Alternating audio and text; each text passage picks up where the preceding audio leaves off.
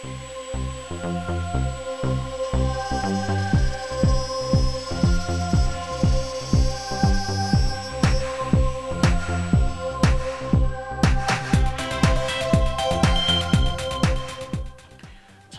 to route the slot for the truss rod. Now, in a previous video, in fact, a video that really wasn't about the construction of this guitar, I was investigating the use of these guide bushes because I'm going to be using the template to route out the slot. And as part of that video, I made a template. And I got a couple of comments, I think, about you don't need to use a template to route the truss rod. Implying that it's easier to do it on a router table. Not so sure about this. There's a lot of setup involved on the router table. You're working blind. You can't see the slot as it's being routed. You've got limited ability to use end stops, although I suppose you can set it up. Obviously, you're going to have to use a fence. You've got all the setup work every time you want to route the truss rod, and then you've got a similar sort of amount of setup to do when you want to route the access slot. So I don't get the comment that it's easier, or for that matter quicker, to do it on a router table, given that I've already created a template. And in fact, my response to why you're using a template was to create another template. I realised that what I needed to do, by having the access slot as well incorporated into the template, I can route both slots at the same time using the same bit, in fact, and save time. Easier, safer, so that's the way I'm doing it. While we're on the subject of comments, I had a comment about the headstock veneer, asking me why I hadn't done it so that the veneer is butting up against the back of the nut, because this is the usual way of doing it. And it's that word usual that piqued my interest. This isn't a usual guitar. I'm not in the game of making common denominator guitars. If I was, then I'd have a square headstock. If I was making a common denominator guitar, I'd probably end up with a copy of a Martin. And I'd have a square headstock. I'd have the strings splaying out, which, trust me, is not the best way of doing it. This is straight string pull. It's an asymmetric headstock. I think it looks prettier. There are plenty of guitars made the same way as I'm going to be doing the headstock veneer on this. I don't see any real argument. The only possible argument for having the headstock veneer butt up against the back of the nut is it just provides a means of holding that nut in place so you don't have to actually glue the nut. Providing you've got the nut made just the right width to go in that slot, effectively the slot that's created between the edge of the veneer and the back of the fretboard, then the nut's being held there. I will most likely use a little spot of super glue to glue the nut in temporarily. I mean, the nut will still be replaceable, an easily breakable glue joint. But the main argument I feel for doing it the way I'm doing it is that I'm very nervous about having any end grain edges on my veneer. This is an end grain veneer. And if I had the veneer butting up against the edge of the nut, I'd have a very sharp edge, which was just end grain. And that would be, I'd imagine, very flaky, very weak. This way, potentially, I won't have any end grain edges to worry about because I may be binding the headstock. I'm not sure about the binding yet. I will be considering this after I've shaped the headstock, see how it behaves, and take a decision on whether I feel I need to bind the headstock. But if I did bind the headstock, then I wouldn't have any exposed edges at all. So I haven't got to worry about the end grain veneer flaking. So there we go. There's a couple of answers to comments. Do keep the comments coming. This is kind of interactive thing going on here. Let's get on with routing. First of all, we'll sand the veneer flat. This is the task at hand. I've got to get that edge flat so that the whole neck just extends back and is nice and flat. And I don't want to plane this, so I'm going to sand it. and I'm going to use my bench as a sanding block.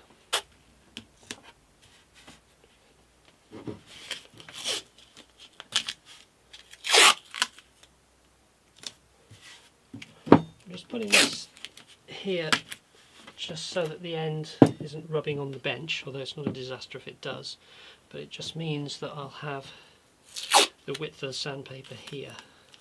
So we want that about there.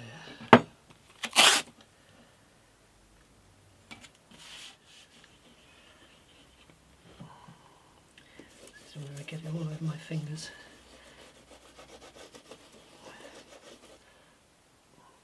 And as always, I don't have a tissue ready to block this, but well.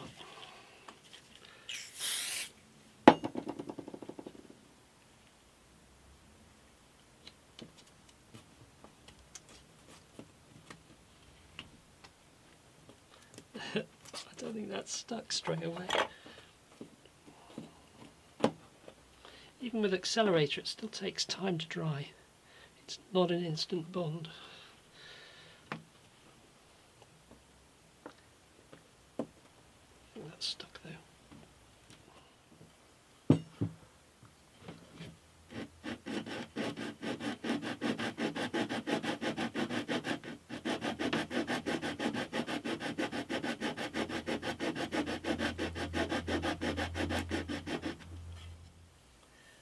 Yeah, surprisingly that's not sanding evenly, it's taking more off here than there, so I've just got to apply the pressure in the appropriate place.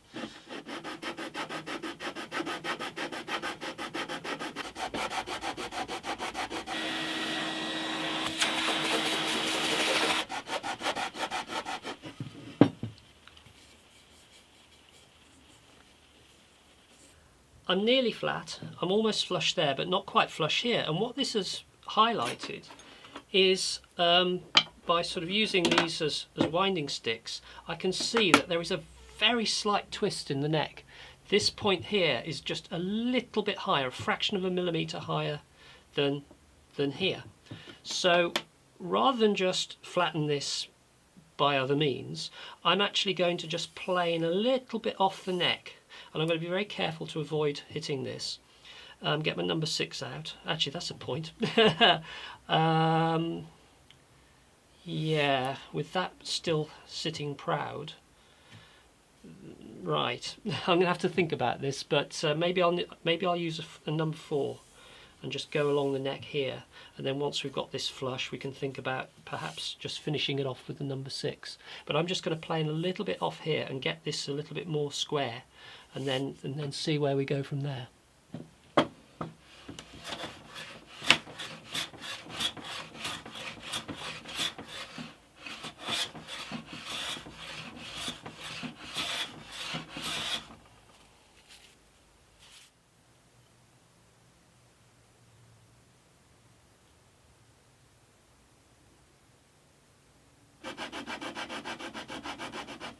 Yeah, it's now taking predominantly material away from there, which is a very good thing.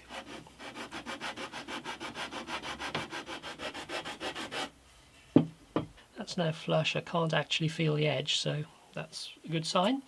I've got my nut position, which will be just here, along a slightly wavy line, but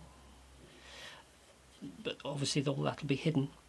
This bit here, I actually caught the edge of that with the plane, and it immediately broke away,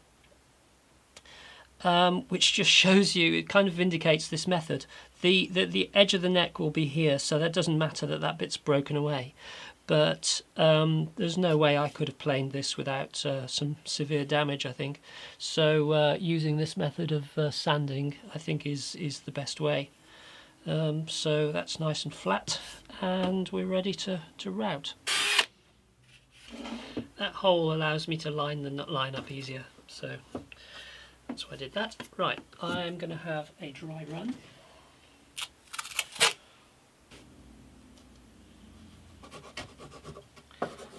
Burnish the masking tape down to make sure it doesn't budge.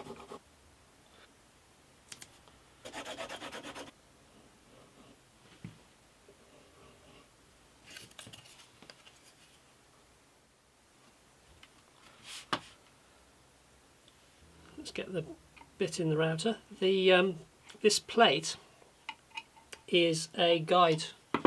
It's an adjustment bush. It's there to centre the plate, make sure everything is concentric, which we don't need that now. It's all screwed down. My router bit is designed to be exactly the width of the truss rod, and it's about 5.7 millimeters. I don't know whether that's an imperial measurement. I don't know, but it's just under 6 millimeters. If I have the bit fully in, it doesn't go deep enough because of the template.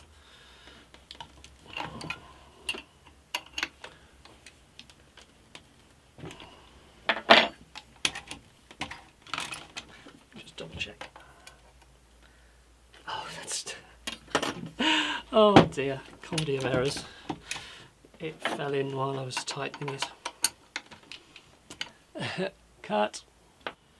That's the guide bush, and we know everything's concentric because we've used the adjustment bush to check the adjustment guide.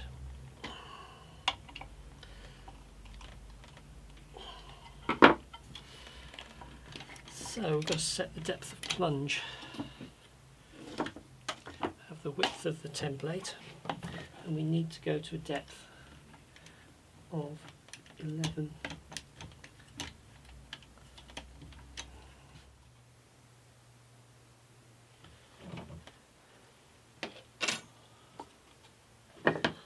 That should be the right depth. So we can lock that off.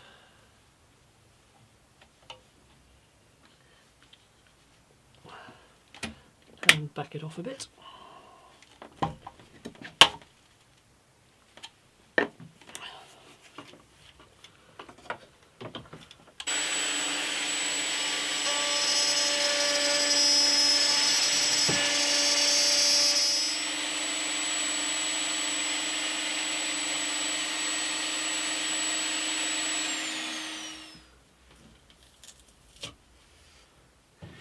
That went well. Everything's the right position, and the end of the truss rod's in the place I wanted at the back of the nut. Depth though, I think I need to go in very fractionally deeper. I think what I'm finding there is it's the width of the 2 layers of masking tape too shallow, so I just need to go 0.5 millimeter deeper, and then we're there. I don't like the shape of the access channel. I'm not perfect on the template, so I'm just going to fiddle with the template a little bit and just get that looking a little bit better. Although this will be under a truss rod cover, it looks pretty neat, but it's not symmetrical at the top here. I don't think I got the 2 drill holes when I made the template. I don't think I got them exactly parallel with the line.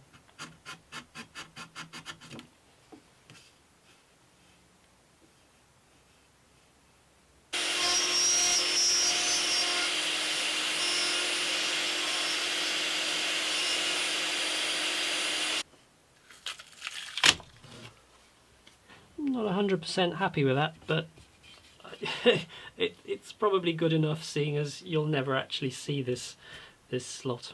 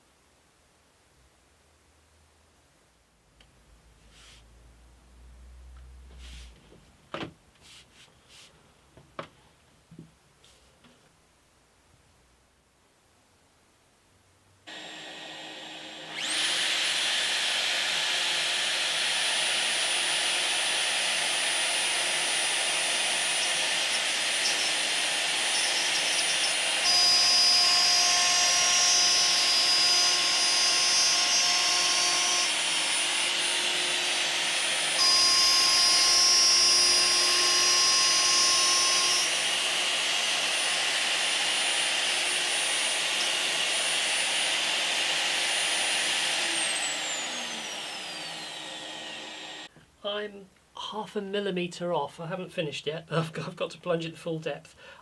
You know what? I'm going to reposition the template, as mad as that sounds. I don't know whether you can see, but I have a lip on the bottom side of the template. From how I routed the thing out, I had to widen it, and in the subsequent widenings I didn't have the bit low enough on the router table, because this jig I didn't sand it wider. If you remember, I had to widen the template because my bit was 1/2 inch, 12.7 mm, but the collet, the bush, the guide bush, is 12.8, so I had to widen the slot, and it's left a lip on the end where I've widened it. So unfortunate, and which didn't matter in terms of its ability to guide the bush, because it's right at the bottom edge, but it does matter when it comes to lining it up. So I've got to take that lip off, and I'll try again. Oh dear.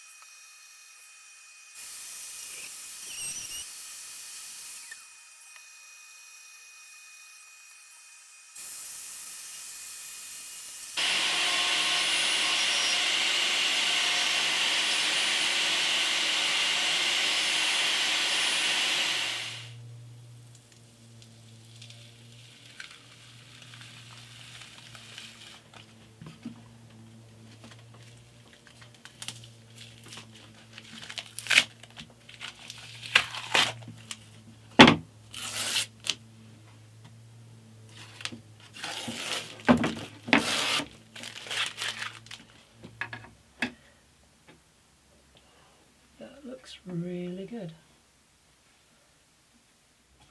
What I now have to do is drill through to be able to put the truss rod in. And that is going to be a little bit tricky. I'm just going to square the end of the cavity.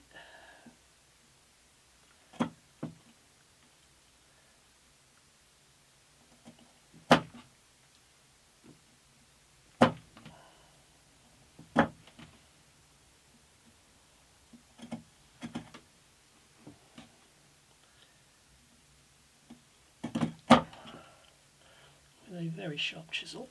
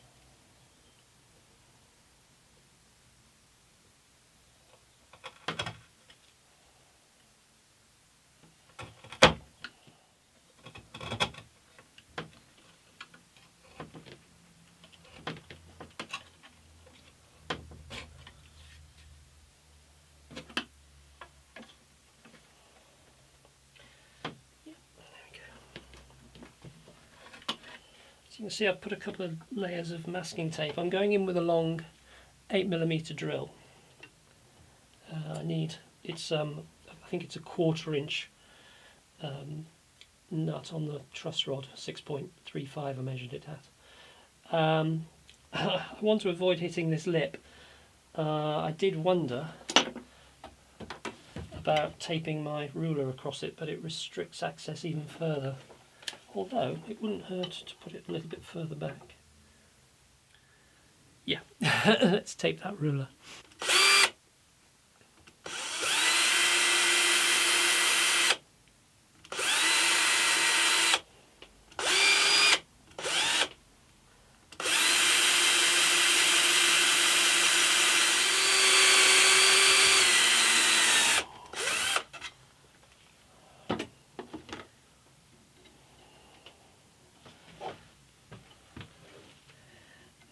Didn't want to do too much damage to the channel by just ramming it in. I just felt it go through, so I'm just going to clean that up with files. But that looks pretty good actually.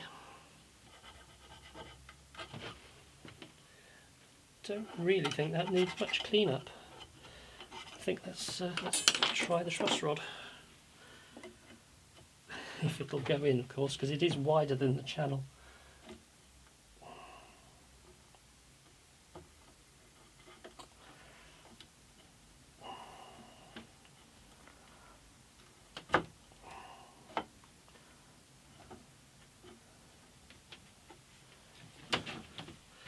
Lovely.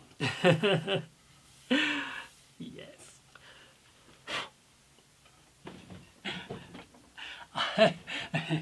I am really pleased with the result.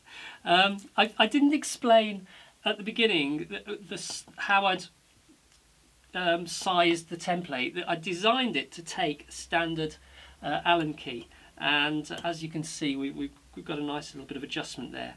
In theory you could put one of those screwdriver type Allen keys in, but it wouldn't quite be horizontal, it would be dragging a little bit on the edge here. But I didn't want to take the routed slot right the way back, because it would have come out probably another 10-15 millimeters, and I didn't want to do that.